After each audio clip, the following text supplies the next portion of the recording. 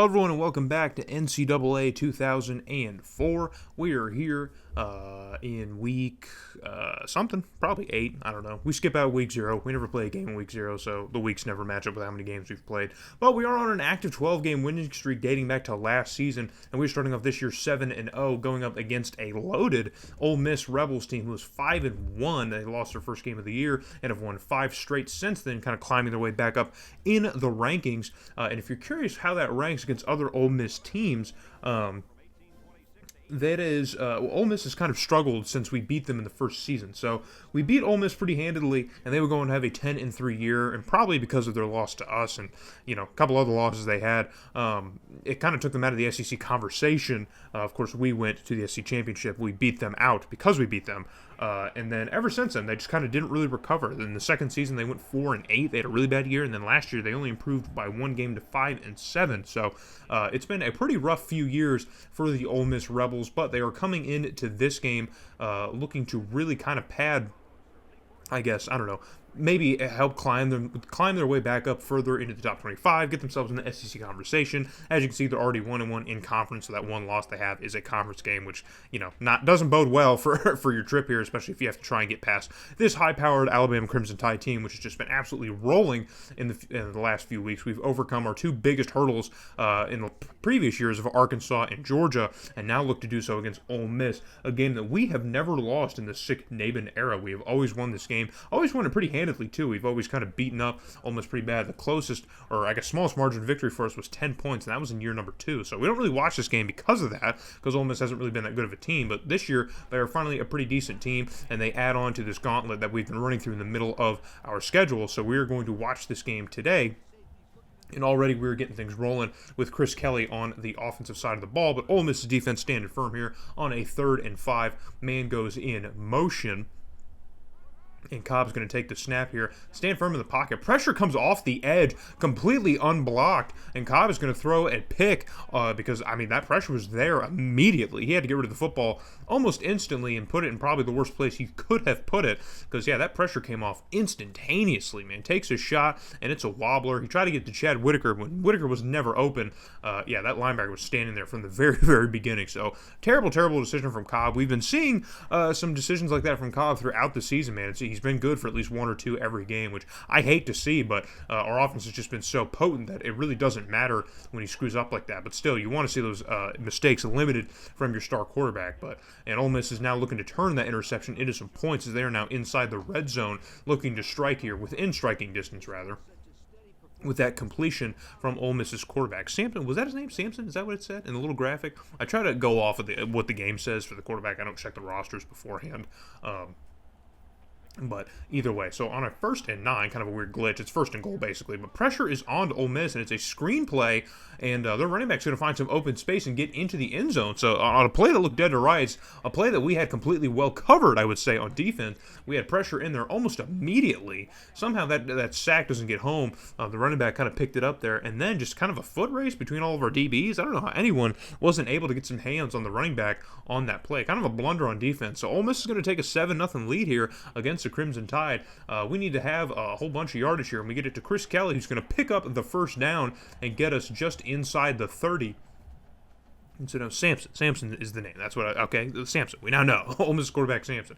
Everyone's got different players now. I think, remember Auburn, they were reusing quarterbacks and stuff for, up until last year, but now I think everyone should have about new rosters with names and stuff like that. So we might need to start jotting down who's playing where for each team heading into these games. So on a 1st and 10 now, we're going to hand off to Lamont Farrell. He's got some room up front here. The space opens, the C's part, and he gets into the end zone here. It's a nice little run here, about a 25-yard run to get into the end zone. Just kind of following the blocks and finding the holes here. That's some pretty good vision here and some agility to shift through away from blocks, and just great blocking up front by our receivers and our linemen. So gotta love that kind of play, man. I love seeing runs like that. So we do even things up here with Ole Miss late in the first quarter. It's 3rd and inches. Ole Miss got a goal, or trying to get out of their own territory, and it's a fumble on the ground, and it's scooped up, and it's going to be a score. And I think it's Jamal Mullins, I believe. I think that was Jamal Mullins or one of our top linebackers, who was able to scoop this one up. We might get a better look at the back of his jersey here. We could tell here, but Ole Miss's running back, who had such a great play. We had a few Crimson Tide players in the vicinity to pick that one up. But yeah, it's Jamal Mullins, the linebacker, who scoops that one up and gets into the end zone. And that is going to be a defensive touchdown for the Crimson Tide. So we're going to take a lead here late in the first quarter here as time was literally expiring. So 14-7 is your score, and now Ole Miss struggling on offense, so we're going to get another opportunity. And Carlos Cobb fires one down the sideline and finds Jamil Spears. Kind of fits that one in a window. I haven't seen too many impressive throws like that from Carlos Cobb, but that one I will give him all the credit on as he weeds this one here in a little window. A very tight window between two DBs. He had that safety coming from up top and still was able to get that in there to Spears about a second later, and that probably would have been picked off. So 1st and 10 now. Cobb's going to drop back again. It's a fake handoff. He's standing way back in the pocket. Another deep shot, and he finds Jamil Spears, who shakes off the first tackle and bounces upfield off of the safeties who couldn't make a play, and he dives into the end zone for a touchdown. So Jamil Spears gets himself another touchdown. I don't know what that extends his streak to, because, I mean, I think he's had a touchdown in damn near every game so far this season. So I love to see that kind of streak, compare that to maybe some streaks that Saban has in real life with Alabama, you know what I mean? Like with the Henry Ruggs of the world, the Jameson Williams of the world, and so on and so forth, all the great Bama receivers. So Ole Miss now on the 2nd and 9 now going to try and get something rolling on offense, and their quarterback Sampson's going to find an open receiver, and a huge juke move is going to get him into open space, and I believe that's Randolph, the DB, who was able to track him down and bring him down. So many times we've seen those foot races just kind of fail, but thankfully Randolph's got the speed to track him down and catch him. But yeah, I mean, that was probably his guy too, but that juke move was just absolutely sinister. And now Ole Miss is set up perfectly in the red zone here to try and add some points and claw their way back into this ball game. Nothing is absolutely done or finished, set in stone here. So Ole Miss has plenty of time here to get back into this ball game here. It's only down 14 points. They're going to hand it off to the running back who fumbled earlier in the game, and he's going to make up for that mistake here by getting into the end zone again and get another touchdown for the Ole Miss Rebels offense. So lead now cut to just 7 points here, but we have the opportunity here with under a minute left to go in the first half on a 3rd and 4. Carlos Cobb deep shot downfield, and he finds an open receiver. Or actually, it's Lamont Farrell, the running back, who he finds. So we're going to call timeout because now we are in scoring range, and we can be smart here with our time. Pressure's on to Cobb. He rolls away from it and finds Jamil Spears down the sideline again. Another one of those tight passes in an open window to try and just thread it through here between the safety and the DB, and he does just that. So from the 5-yard line now, we can get the first down and not get the touchdown, but we're going to go straight for the end zone, and we are going to find Sean Watts, the freshman tight end, who's going to haul this one in and get himself another touchdown on the season. Very impressive play by this Crimson Tide offense, running the minute drill, the less than a minute drill, if you will, with only about 42 seconds left to go on this drive. We find a way to get into the end zone and extend our lead back to 14 over the Rebels at the end of the first half. So things looking good in our favor, but we have to continue the momentum. Ole Miss's offense really hasn't been completely stopped so far in the first half. So if we can add another touchdown or two, we might be in good shape. So Cobb, another deep shot downfield, and then it is picked off again.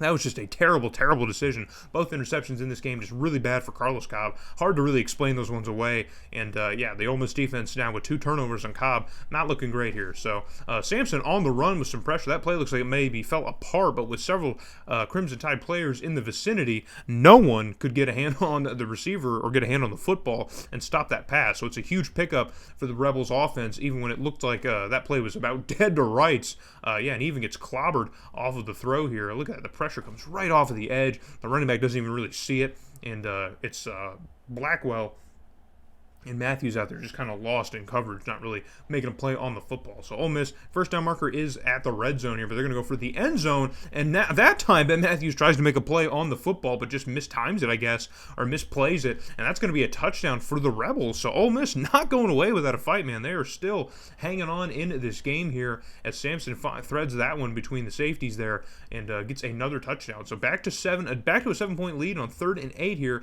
We got to get something rolling, and Cobb's going to find Sean Watts, the tight end, who breaks off a tackle, and he's in open space here. Definitely does not have the speed, but he does get inside the 10 before getting brought down. So it's another humongous chunk play, a huge pickup for this Crimson Tide offense, this time to the tight end, Sean Watts, We haven't seen him do too much of that in open space. We're going to go with a handoff to the fullback, and now the fullback, number 15, is going to break some tackles and get into the end zone. So we haven't called his name too much on house calls, on reservations for 6, but he gets himself one here in this game, and it's a pretty clutch one here, as we're still kind of in a back-and-forth fight here with Ole Miss, but we do stop their offense, and now we are back on offense again, and a pitch play, an option play to Lamont Farrell. Another shifty move from Farrell gets him out in open space here. Another pretty big pickup as he eclipses close to 500 yards on the season. So 3rd and 7, a touchdown here might just put it away. It's possible, but we still got a long way to go here.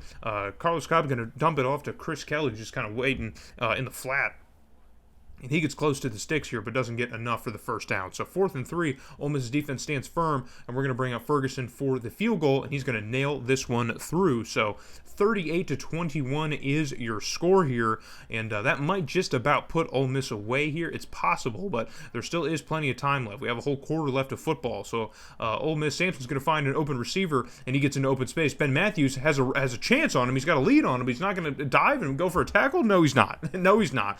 And you had both Collins and Matthews, both of our safeties in pursuit here, and neither of them wanted to make a play on the receiver, try to dive and make the tackle. I don't know why. I don't know why it didn't trigger the animation. Both of them were right there on his look at that. Look how close Ben Matthews is, dude. Just dive.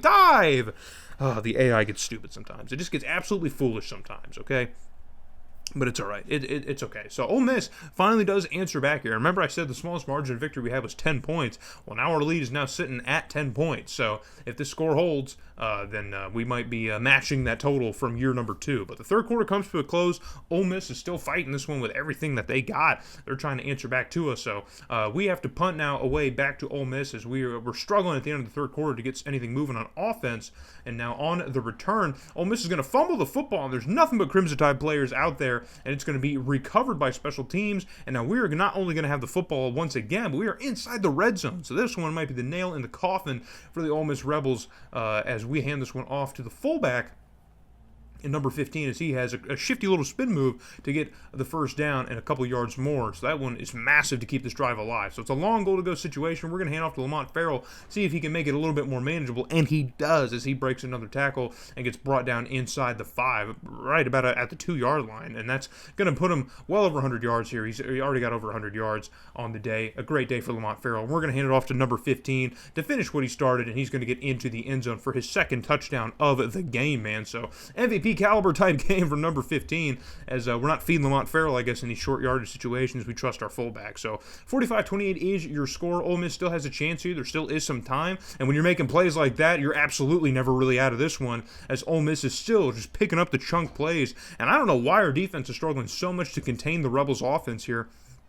I mean, I guess I'm just downplaying how good Ole Miss is, man. Maybe they have really stepped it up here in year number 4. I think we still stack up as the much better team, but this is SEC football, man. Just high-flying intensity, back and forth, high-scoring football. And so Ole Miss is going to add a touchdown here, put the lead back at 10 points. So if we can kill off enough time here, or at least get some more points, we'll be in pretty good shape here, as Ole Miss still needs 2 possessions to even just tie the game. And number 15 is going to pick up a crucial first down, so we'll be able to kill quite a bit more time off the clock. But still, we still have a couple more first downs to get before we can ice this game, but we are in the red zone in good shape. So on 3rd and 5, we're going to hand it off to number 15 again, and he cannot find any open space, so he's going to get brought down well short of the marker. Ole Miss is going to use a timeout here to conserve as much time as possible, and we're going to bring out Ferguson to try and extend this lead to 13.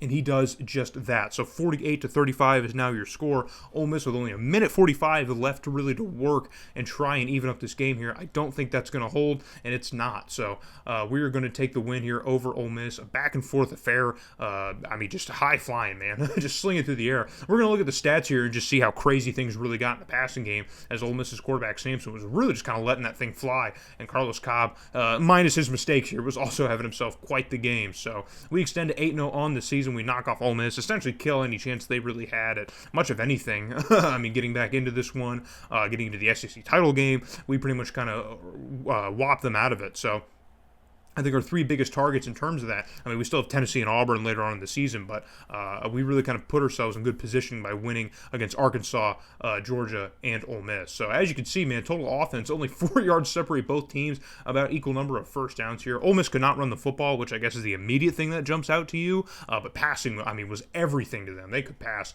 all over us, man. Our DBs could not contain the receivers. So if anything, Ole Miss has a great receiving core that we need to be concerned of maybe moving forward. But either way, Chris Kelly apparently did have a pass in this game. I don't know when that happened, but I edited it out. But he did have a pass at some point. Carlos Cobb is a decent game here. The completion percentage is a little bit lower, and the 2 picks is really not great, but 320 yards and the 2 touchdowns I will take. Lamont Farrell has a great game. Jameer Spears, another game over 100 yards. He is just having an amazing season, man. I'd love to see if he gets Heisman votes. I doubt it, but I'd love to see it, man. He's having a great season. Stephen Collins leads the team in TFLs and tackles, man. He was all over the place today, so good for him. And then Ferguson, of course, nailing his 2 field goals, which did help because we won 48-35. So coming out of this one again, we're not going to sim any games moving ahead. We're probably going to sim that Mississippi State game and probably that LSU game, depending on how their season goes. But our next game that we will be watching is the following week against number 16 Tennessee on the road to Neyland. We're going to Knoxville to play Tennessee. So hope to see you guys in that one here as we continue the forward momentum.